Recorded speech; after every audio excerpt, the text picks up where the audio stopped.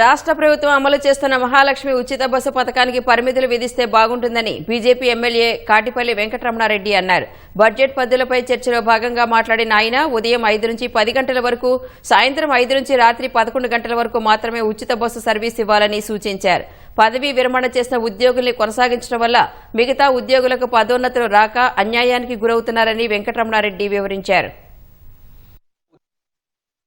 ఇవాళ మహాలక్ష్మి పథకం వల్ల నిజంగా అక్క చెల్లెళ్ళు అందరూ కూడా తిరుగుతున్నారు, కాదని నేను అనట్లేదు. వారికి లాభమైంది.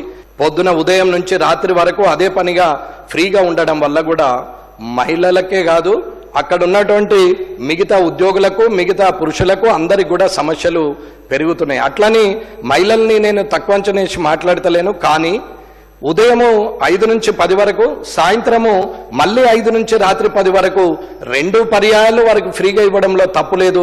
అది నిజమైన వాళ్లకు, అవసరం ఉన్న వాళ్లకు, నిజంగానే మిస్యూజ్ చేయని వాళ్లకు, కష్టజీవులకు, చెమట వచ్చిన వాళ్లకు ఉపయోగపడుతుంది అనేది నా అభిప్రాయం. కాబట్టి ట్రాన్స్పోర్ట్ మంత్రి గారు కొంచెం ఆలోచించి, ముఖ్యమంత్రి గారు కూడా ఈ విషయంలో ఒక నిర్ణయం తీసుకుంటే ఆర్టీసీకి భారం తప్పుతుంది, అట్లాగే నిజమైన లబ్ధిదారులకి లాభం కలుగుతుంది, అలాగే మిగతా ప్రయాణికులకు కూడా సౌలభ్యం దొరుకుతుంది అనేది నా అభిప్రాయం.